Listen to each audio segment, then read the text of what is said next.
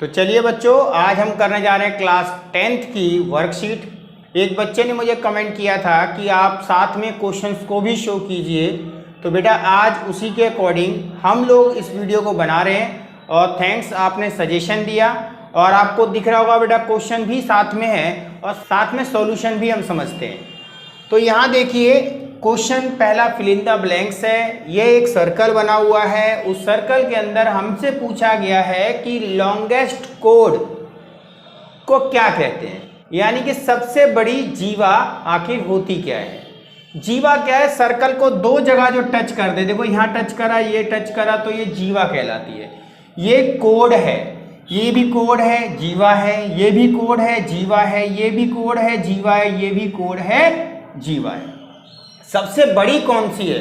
तो जो सेंटर से होकर गई, देखिए ध्यान से बेटा, जो सेंटर से यानी केंद्र से होकर गई है वही जीवा सबसे बड़ी कहलाती है। और जो केंद्र से होकर जाती है उसका दूसरा नाम भी है व्यास, यानी कि डायमीटर। तो फर्स्ट का आंसर है डायमीटर। आप इस डायग्राम से समझ भी सकते हैं कि आखिर वही क्यों है, क्योंकि जैसे देखो आप ये छोटा है, आगे आगे बढ़ते जाएंगे सर्कल के अंदर उसकी लेंथ बड़ी होती रहती है। तो चलिए, आपने फर्स्ट आंसर कर दिया। सेकंड पे आते हैं।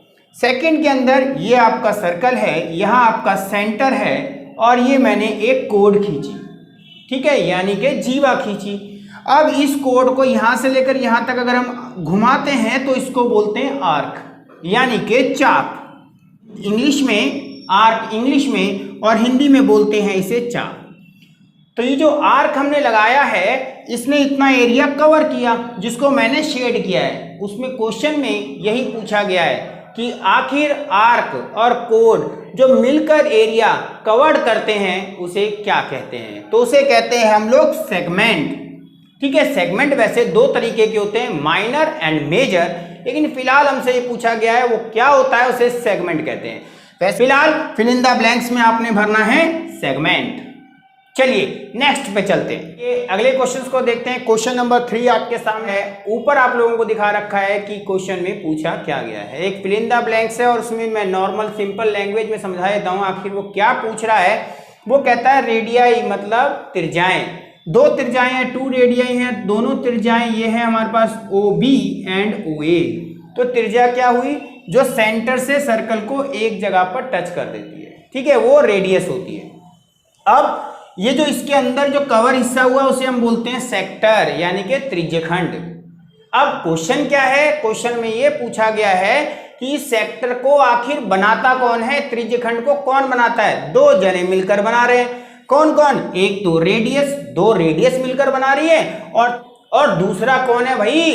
दूसरा है ये लेंथ, जिसे कहते हैं आर्क, ठीक है। ये आर्क है, यानी कि हमारी चाप की लंबाई है, यानी कि यहां से लेकर यहां तक जो पेंडुलम की तरह दिख रहा है ना, पेंडुलम की तरह जो लेंथ दिख रही है वही तो है हमारी आर्क। और उस फिल इन द ब्लैंक्स में आपने लिखना है इंग्लिश वालों को लिखना है एन आर्क और हिंदी वालों को लिखना है चाप। चलिए नेक्स्ट देखते हैं। क्वेश्चन 4 अगर हम ऑरली देना चाहते तो ऑरली भी आंसर दे सकते थे, मैंने उसको डिस्क्राइब किया है। मैं आपको दोनों तरीके बताऊंगा, ऑरली भी आप समझेंगे, आपको डिस्क्राइब करके समझाया गया है, पूरे विस्तार से समझाया गया है, उसे आप समझेंगे भी। तो देखिए, एक सर्कल है, फिगर क्वेश्चन में दे रखी है जैसा कि आप देख रहे हैं। अब फिगर मैंने अपने लिए पर्सनल भी बना लिया आपको समझाने के तरीके के लिए। तो यहाँ पर देखिए ये सर्कल है और ये सेंटर है, और उसमें क्वेश्चन में बोला गया है, ये देखिए गिवन लिखा हुआ है कि AB और AC इक्वल है, इसीलिए मैंने ये दो लाइनें खींची ना। इसका मीनिंग क्या है कि क्वेश्चन में दिया हुआ है कि AB और AC बराबर है। तो हमसे पूछा गया है कि ABC एंगल कितना होगा, IC पे है क्वेश्चन मार्क। करते हैं इजीली। कैसे करेंगे? पहली बात, एक रूल आप लोगों को बता दूं कि angle in a semi circle, अर्धवृत्त पर बना कोण हमेशा समकोण होता है, यानी कि angle in a semi circle always make 90 degree angle. तो यहाँ पर देखिए ये आपका डायमीटर है, जो कि अभी हमने समझा कि यही हमारी लॉन्गेस्ट कोड होती है, सबसे बड़ी जीवा होती है, ठीक है। तो आप ध्यान से समझिए, सिंपल लैंग्वेज में एक डायमीटर का ये सिरा है और एक ये सिरा है, ये दोनों जाकर जहां मिलेंगे, चाहे यहां मिले, किधर भी मिले, इधर मिले, लेकिन दोनों पॉइंटों से जाना चाहिए B और C से, वो हमेशा जो एंगल बनेगा उसे 90 डिग्री कहते हैं। इसी को बोला जाता है angle in a semi circle. ठीक है, आगे हम देखते हैं। हमने ये क्लियर कर दिया कि BAC जिस पर एंगल बनता है वो हमेशा बीच में लिखा जाता है, तो एंगल A पर बना, इसीलिए वो 90 डिग्री मैंने शो कर दिया। रूल आपको समझाई दिया है। अब हम पूरा ट्राइंगल ले लेते हैं। ट्राइंगल में तीनों एंगल का सम 180 होता है। ये तो आप छोटी क्लासेस में सीखते आए हैं। Angle sum property of triangle, त्रिभुज के तीनों कोणों का योग। तो हमने ले लिया इनका योग 180। अब क्वेश्चन में गिवन क्या था, AB AC के इक्वल है, गिवन है, दिया है हमें। ठीक है जी, अब दिया है, यहाँ पर कोई ना कोई लॉजिक होगा ना जो उसने हमने दिया है, जो उसने हमें क्वेश्चन में दिया है। लॉजिक क्या है? लॉजिक ये है, हम 9th में पढ़ के आए थे, अगर किसी ट्रायंगल की दो साइड बराबर होती हैं तो उसके अपोजिट एंगल भी बराबर होते हैं। अगर किसी त्रिभुज की दो भुजाएं बराबर हैं तो उसके सम्मुख कोण भी सदैव समान होंगे। वही रूल हम लगाते हैं। हमें पता चला ये और ये बराबर हैं तो ये और ये भी तो बराबर हो गए, तो उसी को हमने करा ABC यानी कि ये एंगल, ACB यानी कि ये एंगल, ये दोनों भी आपस में बराबर हो गए। Opposite angle of equal side, ये एंगल लिख दिया बेटा, शॉर्ट में आप लोग पूरा लिख लेना। ठीक है, समान भुजाओं के सम्मुख कोण, अगर भुजाएं समान है तो उसके सामने वाले कोण भी समान होते हैं। चलिए, तो अब हमें जो फाइंड करना है बच्चों, उसे छोड़कर बाकी सबको उड़ा दें। कैसे? ये 90 किसकी वैल्यू? BAC की, और ABC हमें चाहिए, हमें ये नहीं चाहिए, ये इसके बराबर है, इसलिए इसे भी ABC लिख दिया। ABC और ABC 2ABC, 180 में से 90 लेस कर दिया, उसको इधर ले आए, लेस करने के बाद काट दिया, ABC की वैल्यू आपकी 45 आ चुकी है।